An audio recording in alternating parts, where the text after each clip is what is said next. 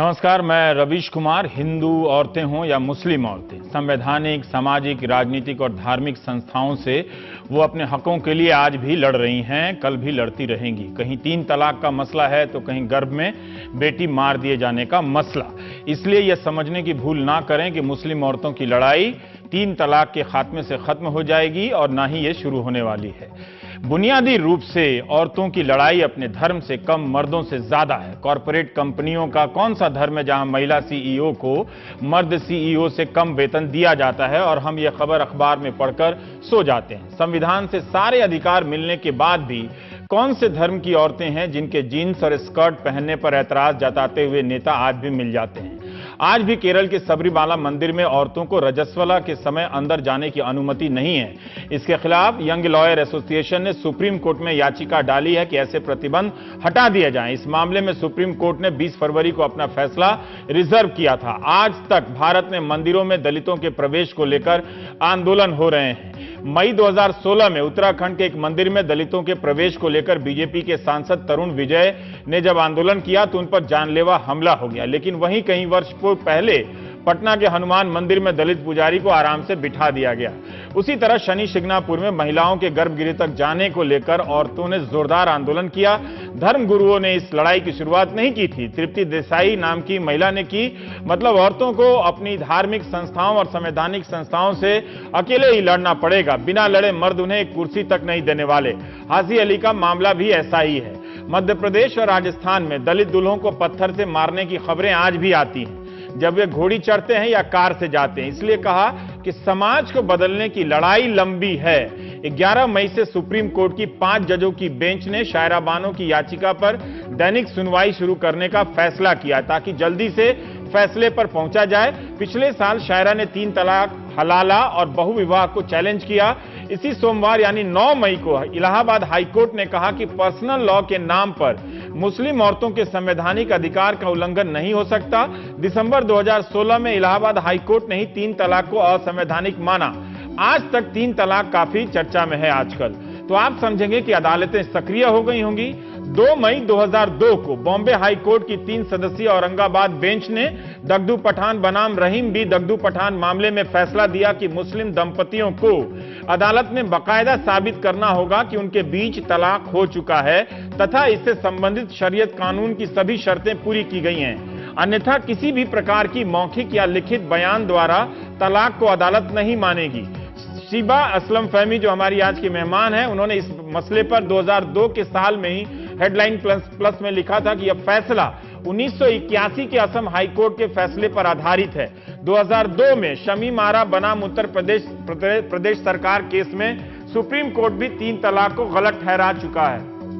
तो आपने देखा 1981, 2002, 2017 किसी भी साल किसी भी कानून ने तमाम अदालतों को 3 तलाक को असंवैधानिक कहने से नहीं रोका। 2007 से भारतीय मुस्लिम महिला आंदोलन भी मुस्लिम महिलाओं के अधिकारों को लेकर संघर्ष कर रहा है। यह इसलिए बताया ताकि दर्शकों के बीच भ्रम न फैले कि इस लड़ाई को हमारे नेता किसी सामाजिक सुधार के मकसद से सपोर्ट कर रहे हैं। अगर वो वाकई सीरियस होते तो संसद में इसे हटाने का कानून ले आते और जनता के बीच इस बहस को ले जाते। लेकिन अदालत की आड़ में टीवी चैनलों को आगे करके यह खेल न खेला जाता। अब रहा यह सवाल कि जब कई फैसलों में 3 तलाक को असंवैधानिक माना गया है तो सुप्रीम कोर्ट में क्या नया फैसला होने वाला है। हमारे आज के मेहमान फैजान मुस्तफा ने इस फैसले पर ट्रिब्यून, दी वायर, स्क्रोल और इंडियन एक्सप्रेस में कई लेख लिखे हैं। उनके कुछ बिंदु हैं। 2011 की जनगणना रिपोर्ट के अनुसार मुस्लिम महिलाओं में तलाक 0.56% है।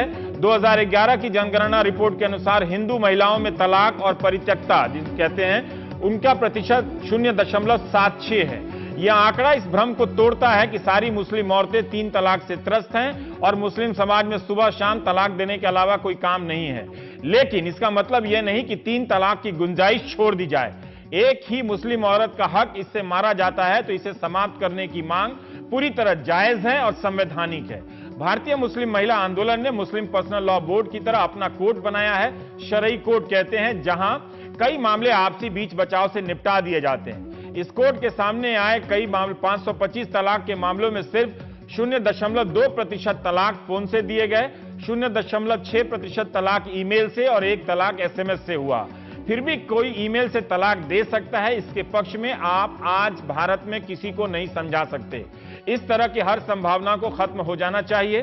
भारतीय मुस्लिम महिला आंदोलन के आंकड़े बताते हैं कि ज्यादातर तलाक वकील, जज, मौलवी और परिवार के सदस्यों के बीच होते हैं, बल्कि 40% मामलों में जो उनके सामने आए, महिलाओं ने भी तलाक की मांग की। हालांकि अभी तक कोई मुकम्मल सर्वे या आंकड़ा नहीं है। फैजान साहब ने 10 राज्यों से फतवा जारी करने वाली संस्था दारुल इफ्ता से कुछ आंकड़े जमा किए। उसके अनुसार आपको बता दें कि फतवा फैसला नहीं होता है, पहले यह जान लीजिए, बल्कि आप किसी चीज को लेकर कंफ्यूज हैं तो उस पर राय मांगते हैं। यह राय लागू है या नहीं करेंगे, यह आपकी मर्जी पर है। न्यूज चैनलों में फतवे को फरमान की तरह पेश किया जाता है, कई बार बताने के बावजूद आज तक गलत तरीके से पेश किया जाता है। फैजान साहब ने अपने अध्ययन के आधार पर बताया है कि 3,40,206 फतवों में से सिर्फ 6.50% फतवे 3 तलाक को लेकर थे, यानी बहुत कम मामलों में 3 तलाक को लेकर राय मांगी गई। 33 दारुल क़ज़ा के आंकड़े बताते हैं कि उनके यहां 3 तलाक नहीं दिया गया। तलाक तभी दिया गया जब बीच बचाव से लेकर सारी प्रक्रियाएं पूरी हुई। दारुल क़ज़ा एक तरह का कोर्ट है जिस पर बैन लगाने से सुप्रीम कोर्ट ने भी अतीत में मना किया है। 2002 के बॉम्बे हाई कोर्ट के औरंगाबाद बेंच ने यही तो कहा था कि 3 तलाक या तलाक को कोर्ट में साबित करना पड़ेगा और उसके लिए पूरी प्रक्रियाओं का पालन करना होगा। तब मुस्लिम पर्सनल लॉ बोर्ड ने इसका विरोध किया था। अब जाकर बोर्ड ने कहा है कि 3 तलाक सही नहीं है, उसके लिए पहले 8 चरणों का होना अनिवार्य है। प्रक्रियाएं बताई हैं और उन्होंने ये पैम्फलेट छाप के दिया है। यह बड़ा फैसला तो है, लेकिन क्या इससे 3 तलाक समाप्त करने वाले, उसकी मांग करने वाले संतुष्ट होंगे? यह मसला टीवी के लिए महीनों से तमाशा भी बना हुआ है।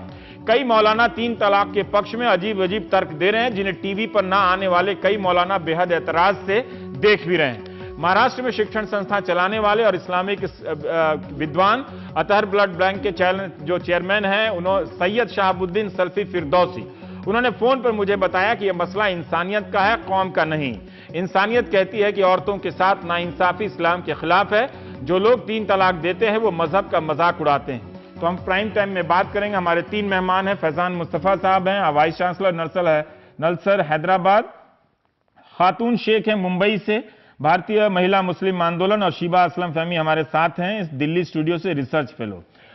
फैजान साहब, मैं आपसे थोड़ा स्पष्ट होना चाहता हूं कि कई हाई कोर्ट से लेकर सुप्रीम कोर्ट तक कई मामलों में अदालतों को ये किसी प्रकार की अड़चन नहीं आई कि इसे असंवैधानिक घोषित किया जाए, फिर भी ये बार बार संवैधानिक और असंवैधानिक होने और ना होने के मामले में ये मामला उन्हीं के दरवाजे पर क्यों पहुंच जाता है?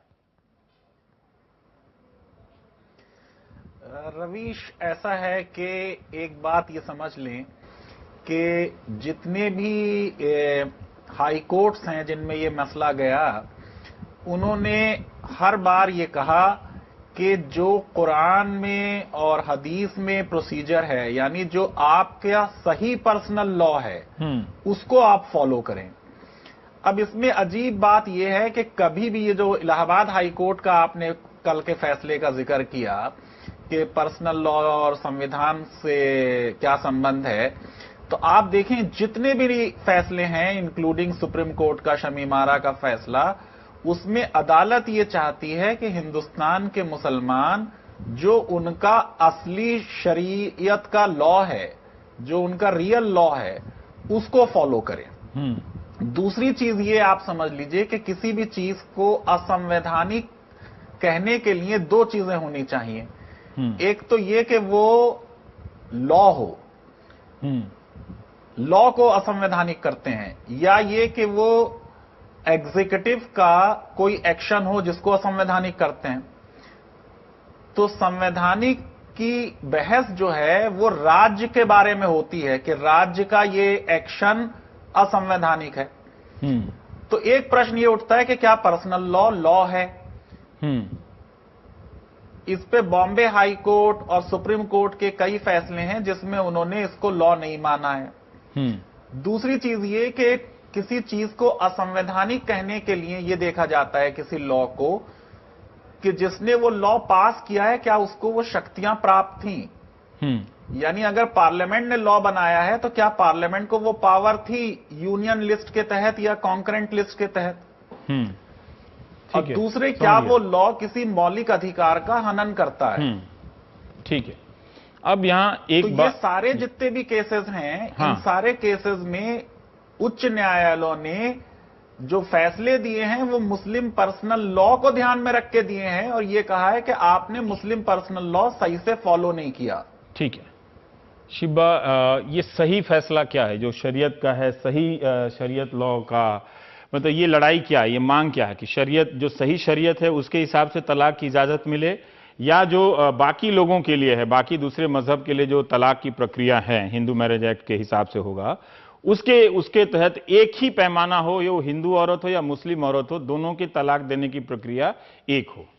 देखिए, जो सही शरीयत का सवाल है, अगर आप किसी इस्लामिक धर्म की किताबों की दुकान पर जाएंगे और आप उससे कहेंगे कि भाई मुझे शरीयत की किताब दे दो, तो अगर तो वो बड़ा स्मार्ट आदमी होगा तो 100 किताबें आपको दे देगा और कहेगा ये शरीयत की किताबें हैं।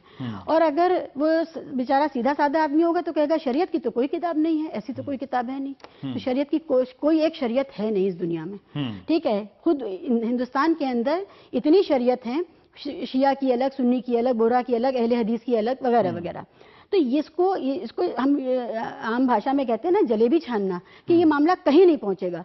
सवाल ये है कि एक रियलिटी है कि एक अत्याचार हो रहा है, एक टेरर टूल की तरह तलाक सिर पे लटकता रहता है, तलाक हो या ना हो। लेकिन मेरी मानसिकता में अगर ये बसा हुआ है कि अगर पति के जुआ खेलने पर मैंने एतराज किया, अगर पति के किसी और काम पर मैंने एतराज किया, तो वो मुझे 1 मिनट में घर से बाहर ले जाके खड़ा कर देगा। इस मानसिकता के साथ अगर कोई महिला जीती है परिवार के अंदर, तो वो अपने ना अधिकार मांग सकती है, ना वो सही और गलत का फैसला कर सकती है। तो आप ये कहें कि क्योंकि वो कानून में है ही नहीं तो उसको हम बैन कैसे करें, लेकिन वो परंपरा में या वो प्रैक्टिस में है, आप इससे नजर नहीं मोड़ सकते। तो उसको कानून से बैन कर सकते हैं। बिल्कुल, अगर जैसे बाल विवाह परंपरा में थी तो उसको कानून से बैन किया गया। अगर कोई भी प्रैक्टिस है, चाहे वो कानूनी प्रैक्टिस हो चाहे वो गैर कानूनी प्रैक्टिस हो, अगर वो प्रैक्टिस है तो उसको रोकने के लिए क्या कदम उठाए जाएं। बहुत पढ़े लिखे मुसलमान मर्द इस वक्त ये ढूंढने की इस रास्ते को ढूंढ रहे हैं कि कैसे वो ये कहें कि भाई मीडिया ना बोले, सुप्रीम कोर्ट ना बोले, सरकार ना बोले, पार्लियामेंट ना बोले और महिला भी ना बोले, बस हम बोलेंगे, हम सुनेंगे, हम जो कह रहे हैं वो मान लिया जाए। ये जो अपनी सत्ता की स्थापना है और इस 21वीं सदी में ये मांग करना, ये बर्दाश्त के काबिल ही नहीं है। और ये एक हारी हुई लड़ाई है, ये जीतेंगे नहीं, ये हारना है। ठीक है, हमारे साथ खातून जी हैं। खातून जी, मुझे एक बात बताइए कि अभी मुस्लिम पर्सनल लॉ बोर्ड ने ये जो 8 तरीके बताए हैं तलाक से पहले कि क्या क्या किए जाते हैं, ये तरीके ये आज के संदर्भ में है या पहले से चले आ रहे थे जिनको अब ये नजर आया है? और दूसरा कि फैजान साहब ने आप लोगों की संस्था का जो सर्वे है उस पर सवाल उठाया है कि इतना प्रतिशत है नहीं इन तलाक का जितना बड़ा इस पूरे मसले को जितना रूप दिया गया। हाँ, मैं ये जरूर कहूंगी जो फैजान साहब का पहला जवाब दे रही हूँ, क्योंकि उन्होंने वो नजर से नहीं देखा जो नजर से भारतीय मुस्लिम महिला आंदोलन देख रही है। आज हमने भी औरतों की शरिया अदालत बनाई है और औरतों की शरिया अदालत में जो केसेस आते हैं, आज हमने महाराष्ट्र राज्य महिला आयोग के साथ मीटिंग रखी और उसमें कई औरतें हमारी वहां आई थी जो रो रही थी।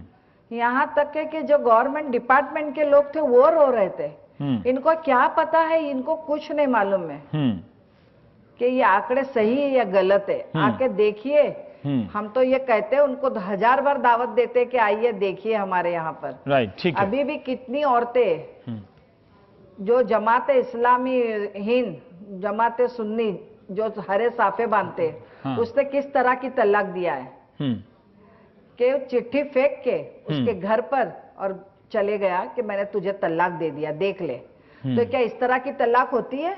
व्हाट्सएप पे तलाक दे रहे, इस तरह की तलाक हो रही है? हाँ, मेरे दिल में आया तो मैंने तलाक दिया।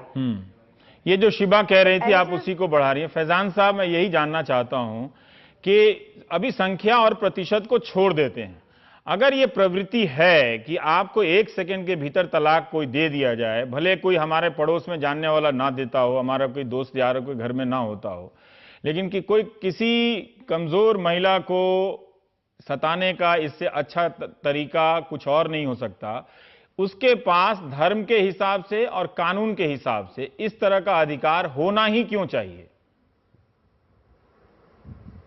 नहीं है ये अधिकार। यही हम बात कह रहे हैं कि जो बीएमएमए का सर्वे है, आपने प्रस्तावना में शुरू में खुद बोला कि उसमें व्हाट्सएप पे एक तलाक हुई है जो कि 0.19% आ रहा है।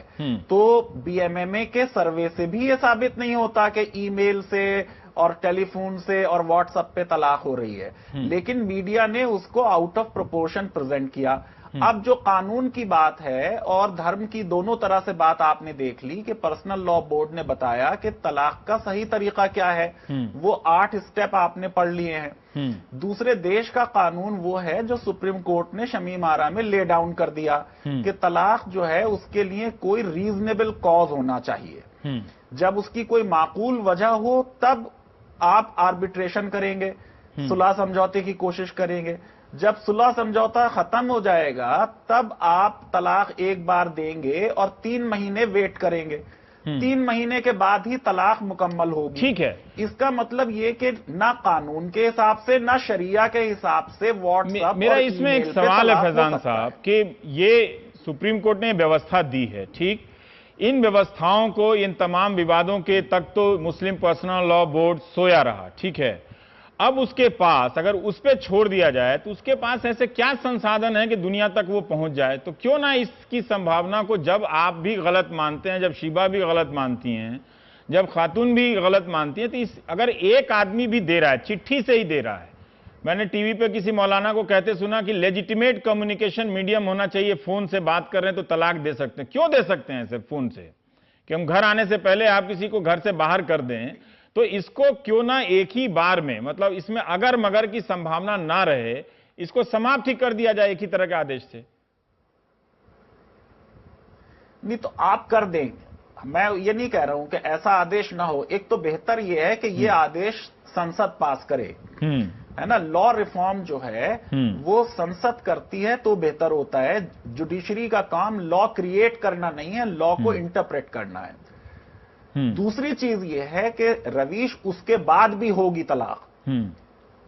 अगर कानून बन जाएगा तब भी लोग ईमेल से देंगे, तब भी लोग जो है फोन पे देंगे।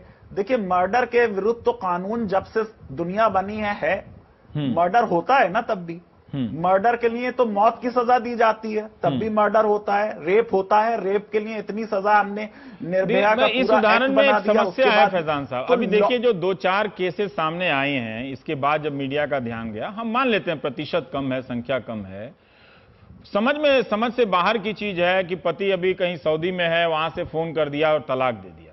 वो इसके दिमाग में धर्म के हिसाब से ही, भले धर्म में ना हो, इस तरह की गलतफहमी की छूट या गुंजाइश क्यों रहे? मतलब ये गलतफहमी की छूट खत्म करने के लिए ही मैं कहता हूं कि ये अदालत से नहीं होगा। इसके लिए जो मुस्लिम उलेमा हैं उनसे डायलॉग करना होगा। उन्हें जाके मस्जिदों में और हर दिन जुमे की प्रेयर में लोगों को बताना होगा कि सही तलाक देने की क्या प्रोसीजर है। हाँ, नहीं कर रहे थे, इसीलिए हम सोचते हैं कि अब करेंगे तो ये इंप्रूवमेंट होगा। ठीक, हाँ। दहेज पर तो कोई इस्लाम का मसला नहीं है, उस पर नहीं जागरूकता फैला पाए आज तक, या तो उनकी नीयत नहीं है। देखिए, सारी बात यह है कि हर मौलाना ये कहता है ये बहुत बुरी बात है, ये नहीं होनी चाहिए और ये बहुत कम होती है। ये इनका एक स्टैंडर्ड आर्गुमेंट है जो मर्दवादी तबका है उसका। उसमें मौलाना भी है, उसमें पढ़े लिखे लोग भी, उसमें लॉयर्स भी हैं।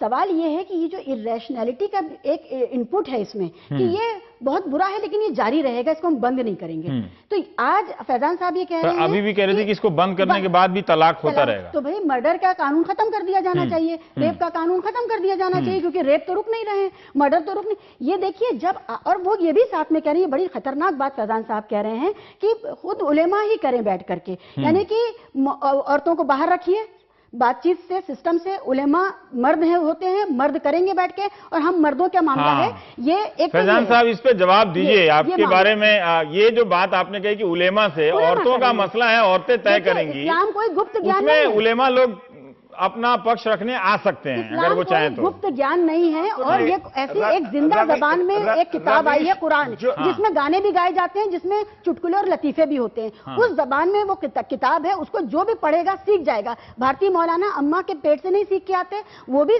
पैदा होने के बाद ट्रेनिंग से सीखते हैं, हम भी सीख जाएंगे। इसमें क्या बड़ी बात है? इस्लाम को गुप्त ज्ञान ना बनाइए कि आपने इस पे। हाँ, आप जवाब दीजिए फैजान। जी, सुन लीजिए। उलेमा का मतलब ये नहीं, उलेमा का मतलब ये नहीं है कि मर्द आलिम, औरतें भी आलिम होती हैं। हाँ। और औरतें, अब देखिए शरिया कोड जो लोग चला रहे हैं बीएमएमए वाले, हाँ। या और हैं उज़मा नाहिद है बॉम्बे में, हाँ। वो चला रही हैं, या डॉक्टर अस्मा है हैदराबाद में, तो ये सारे लोग जो मुस्लिम विमेन उलेमा भी हो सकते हैं, ऐसा बात नहीं है। इनफैक्ट मेरा कहने का मतलब नहीं, मेरी बात सुन ले जरा, मेरी बात सुन ले।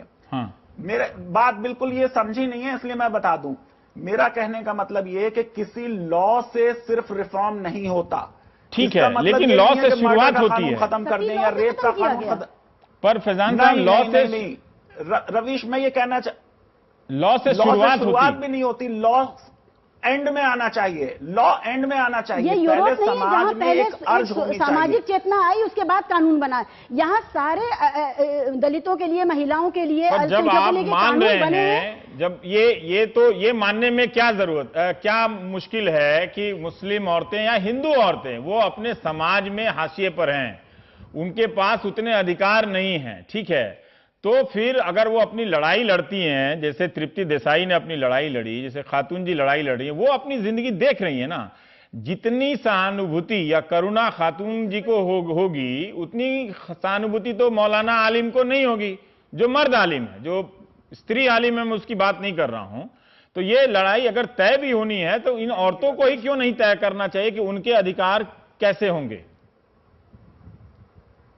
रवीश, ऐसा है कि औरतों का पार्टिसिपेशन के विरोध नहीं हो रहा है। औरतों का पार्टिसिपेशन वेलकम है, उनका इनिशिएटिव वेलकम है।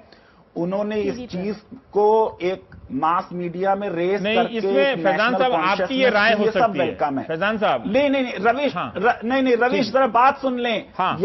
यहाँ जो कल्प्रिट है वो मर्द है, उस मर्द को समझाया जाना जरूरी है।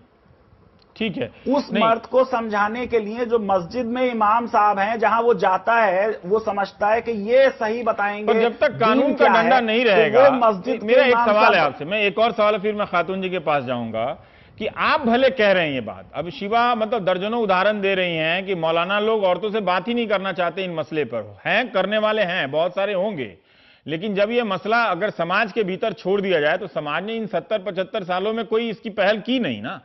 1981 से असम हाईकोर्ट, 2002 से Aurangabad bench, supreme court, Allahabad high court, तमाम तरह की अदालतों में आप ही कहते हैं कि इसका फैसला था। तब वो क्या कर रहे थे ये लोग? भाई रवीश, इसीलिए हमने लिखा था कि पर्सनल लॉ बोर्ड रिग्रेसिव है। इसीलिए मैंने लिखा कि पर्सनल लॉ बोर्ड अनयील्डिंग है। और इसीलिए मैंने कहा कि अब अगर उन्होंने ये फैसला लिया तो ये प्रशंसा इसकी करनी चाहिए कि चलिए देर आए दुरुस्त आए। ठीक है, अब एक छोटा सा पॉइंट पर्सनल लॉ बोर्ड, आपने इंट्रोडक्शन में भी कहा कि काजी कोर्ट ने, सुप्रीम कोर्ट ने स्ट्रक डाउन करने से मना कर दिया। सुप्रीम कोर्ट ने ये कहा कि हम इसको कोर्ट ही नहीं मानते हैं, ये तो बीच बचाव करने की कोई सामाजिक संस्था है, उसको आर्बिट्रेशन। देखिए, जो रजिस्टर्ड चीज नहीं है, क्या वो है नहीं? आरएसएस रजिस्टर्ड नहीं है, आईएसआईएस रजिस्टर्ड नहीं है, बहुत सारे महिला आंदोलन रजिस्टर्ड नहीं, खुद भारतीय मुस्लिम महिला आंदोलन रजिस्टर्ड नहीं है, तो क्या वो है नहीं? ये जो डिनायल मोड में जाने का जो चोर दरवाजा देखा जाता है, क्योंकि वो रजिस्टर्ड नहीं है। कानून से खत्म हो जाए, चाहे संसद कानून बना दे या सुप्रीम कोर्ट खत्म कर दे, यही ना। पर्सनल लॉ कानून का हिस्सा है, वो उसको कानून बनाने वाली संस्था तीन तलाक की बात कह रहा हूँ कि या तो सुप्रीम कोर्ट खत्म करे या संसद कानून बना के। हम तो प्रोसीजर इन्वॉल्व करना चाहते हैं, कुरान का प्रोसीजर उसमें ले आइए, बात खत्म। हम उसको बैन करना चाहते हैं। ट्रिपल तलाक, इंस्टेंट ट्रिपल तलाक बिल्कुल बैन होनी चाहिए, अनइस्लामिक, अनकॉन्स्टिट्यूशनल। लेकिन जो कुरान का प्रोसीजर है उसके हिसाब से होना चाहिए। बहुत सही प्रोसीजर है। ठीक है, हम एक ब्रेक लेंगे तो फिर इस पर बात करेंगे। ठीक,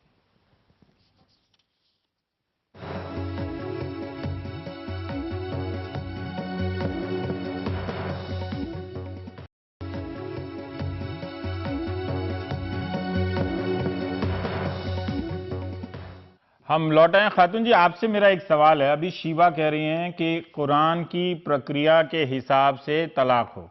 अब ये प्रक्रिया कौन तय करे? मतलब ये जो मुस्लिम पर्सनल लॉ बोर्ड ने तय किया है, 8 प्रक्रियाएं बनाई हैं, क्या वो कुरान की प्रक्रिया के अनुकूल है, या आप चाहती हैं कि सुप्रीम कोर्ट या संसद, जैसा फैजान साहब कह रहे हैं, कि कानून बनाकर इन चीजों को कोडिफाई कर दे, जिससे हर जगह एक ही तरह का एक फॉर्मेट रहे तलाक देने का? बराबर है, लेकिन एक जैसा कानून तो हम भी नहीं मानेंगे, क्योंकि हम यूनिफॉर्म सिविल कोड को नहीं मानेंगे। और जो हमारा इस्लाम का जो कानून है वो बहुत सही है, उसको ही फॉलो करेंगे। लेकिन जो मुस्लिम पर्सनल लॉ बोर्ड ने जिस तरह के जो सवाल दिए हैं, किस तरह के तलाक हो गए, हम उसको तो देखे नहीं है, तो हम कैसे उसके लिए हाँ करेंगे।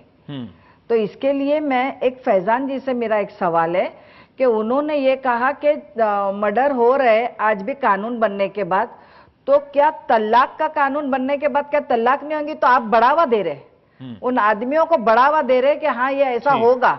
एक तो सवाल आप प्लीज मेरा, ऐसा तो बोलो मत। ठीक है, इसमें नहीं जाते हैं, ये उदाहरण देने के लिए, ये इतनी महत्वपूर्ण बात नहीं है। मेरा एक सवाल इसी पर है कि आपने कहा कि एक कानून नहीं मानेंगे, हाँ एक जैसा कानून नहीं मानेंगे, तो क्या आप ये कह रहे हैं कि तलाक देने के भी कई प्रकार के कानून होने चाहिए? आप ये कह रही हैं? बिल्कुल बिल्कुल, जैसे फंस निकाह है, हाँ, खुला है जो औरत ले सकती है, हाँ, और जो तलाक है जैसे 3 तलाक है वो तलाक एहसन के तुरु हो, तलाक एहसन के तुरु हो। हाँ। और जो 2 विटनेस उनके हो, 2 इनके हो, और आपस तो में बैठ के ये तलाक हो। जी खातून जी, ऐसा नहीं है कि एक दहलीज पर खड़े रह के तलाक दे। जी, सारी बहस ये हो रही है कि मतलब चारों दिशाओं में हिंदुस्तान के तलाक को लेकर जिस तरह से बाहर खत्म किया गया है 3 तलाक वाला इंस्टेंट, इसको खत्म करके एक तरह का कानून बने। आप कह रही हैं कि अलग अलग कानून होना चाहिए, इस्लामिक फिरकों के हिसाब से, सेक्ट के हिसाब से, शिया सुन्नी, आम दर्शक ऐसे समझे, बोहरा के हिसाब से। फैजान साहब, आप इससे सहमत हैं? अरे ये जो बात है इसमें कुछ तो सच्चाई है। जो भारत का संविधान है वो अनुच्छेद 26 में आपको एक तो धार्मिक स्वतंत्रता देता है, और फिर ये स्वतंत्रता देता है कि उस धर्म में आप किसी भी सेक्ट में को मान लें। तो आप शिया हो जाएं तो आपके ऊपर शिया लॉ लगेगा, अगर आप बोहरा हैं तो आपके ऊपर बोहरा लॉ लगेगा, और अगर आप हनफी हैं तो आपके ऊपर हनफी लॉ लगेगा।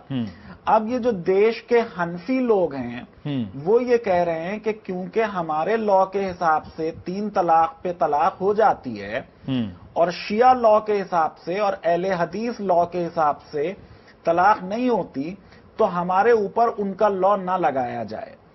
अब इसमें जरा सा इसको समझ लें बात को, कि अक्सर ये होता है कि आप न सिर्फ अपना धर्म परिवर्तन करते हैं, किसी भी धर्म में आपको रहना जरूरी नहीं है, आप परिवर्तन कर सकते हैं, ऐसे ही आप अपना सेक्ट भी परिवर्तित कर सकते हैं। मैं आपको एक एग्जाम्पल दूं कि अगर एक सुन्नी मुसलमान की 2 बेटियां हैं तो उसको सुन्नी लॉ के हिसाब से 2/3 शेयर बेटियों को मिलेगा और 1/3 उसके भतीजे को मिलेगा।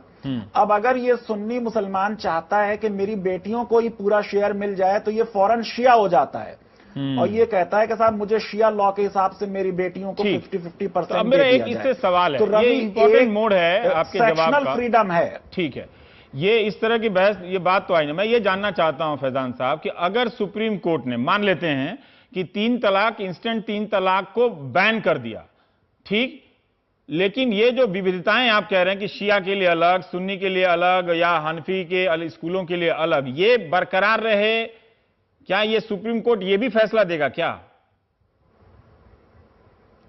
मेरे ख्याल से सुप्रीम कोर्ट बैन नहीं करेगा रवीश, क्योंकि बैन करने का मतलब होता है प्रोहिबिट करना, ठीक है, मतलब रोक लगा दे, एक दंडनीय अपराध बनाना। तो वो संसद कर सकती है। सुप्रीम कोर्ट, मेरा अंदाजा ये है कि या तो वो ये कहेगा कि पर्सनल लॉ है और ट्रिपल डिवोर्स फिर लॉ बन जाएगी और वो कहेंगे कि ये असंवैधानिक है क्योंकि ये आर्बिट्रेरी है, आर्टिकल 14 का वायलेशन है। या फिर सुप्रीम कोर्ट यहां पे रुक जाएगा कि जो चीज शमीमारा में उन्होंने एक दरपर्दा तरीके से कही थी, इम्प्लाइडली, उसको खोल के एक्सप्लिसिट करके कहेंगे कि तलाक देने का एक ही तरीका पूरे देश में होगा, और वो तरीका वो होगा जो सुप्रीम कोर्ट ने अपने जो हाई कोर्ट के फैसले शमीमारा में कोर्ट किए हैं, ठीक, उन पे बेस्ड होगा, या वो जो पर्सनल लॉ बोर्ड ने 8 स्टेप दिए हैं उन पे बेस्ड होगा। ठीक है, और इसे हर सेक्ट को मानना पड़ेगा, तब इसको फिर हर सेक्ट को मानना पड़ेगा। शिबा। नहीं, मुझे नहीं लगता है, क्योंकि हर सेक्ट में शिया तो बिल्कुल नहीं मानेंगे उनके, और उनकी औरतें गई भी नहीं है कोर्ट में। बोहरा और मेमन और जब लागू हो जाएगा ये, नहीं हाँ। नहीं, ऐसा नहीं होगा। ये मामला सिर्फ सुन्नी सेक्ट का है और सुन्नियों के बीच की आपस का की ये सारा झगड़ा है। और ये अगर कोर्ट कुछ कहता है, क्योंकि सुन्नी सबसे बड़ी तादाद में है, वो अपनी समाज के अंदर बहुसंख्यक जो है। कोर्ट का फैसला होगा वो सुन्नी के हिसाब वो से सुन्नियों के लिए होगा, वो शियों पर लागू नहीं होगा, वो दूसरे मसलकों पर लागू नहीं होगा, क्योंकि वहां पीस है, वहां कोई झगड़ा है नहीं इसको लेकर के। कई दर्शक पूछते हैं कि क्या औरतों को भी तलाक देने का, 3 तलाक देने का अधिकार है? बिल्कुल नहीं है, नहीं है, बिल्कुल नहीं है। और इसी वजह से हम कहते हैं कि एक तरफा अधिकार किसी को नहीं होना चाहिए, एक याचक की तरह मांगता है। इस कानून को रद्द करते हुए जैसे फैजान साहब और खातून भी इशारा कर रही हैं कि वो नहीं चाहती कि उनके पर्सनल लॉ में दखलंदाजी हो, तो क्या आप वो चाहती हैं कि कानून सरकार ही बना दे?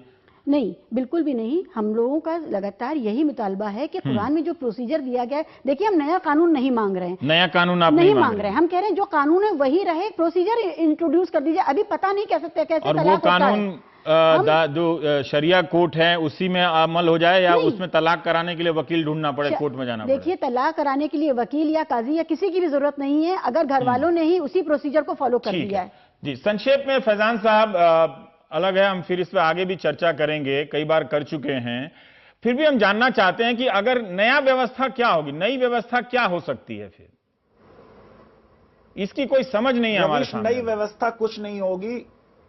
नहीं रवीश, एक तो मैं बता दूं कि मैंने अपने कई लेख में लिखा है कि मुसलमान औरतें जो ये पूरा मूवमेंट चला रही हैं, वो बेचारी मांग ही कुछ नहीं रही, वो ये मांग रही हैं कि जो कुरान में लिखा है वो हमें दे दो। हाँ। और मैंने इसकी तारीफ की है।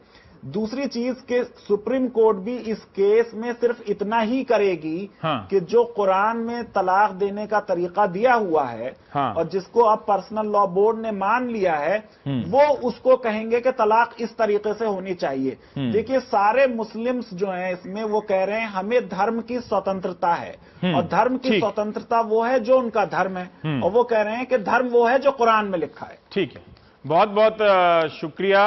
देखिए, एक बात है, अगर मुस्लिम पर्सनल लॉ बोर्ड सीरियस होता अपने इन 8 प्रस्तावों को लेकर, तो कम से कम भारतीय महिला मुस्लिम आंदोलन के यहां तो एक फैक्स करवा सकता था, है कि नहीं? तो ये तो अगर आप अपने ही सहयोगी संगठनों को नहीं पहुंचा रहे हैं तो कैसे भरोसा करें कि आप करोड़ों लोगों में पहुंचा देंगे? हालांकि आप संगठन 10 कर लेते हैं, है ना? तो उसको पता नहीं आप मानते हैं कि नहीं मानते, ये अलग का झगड़ा है।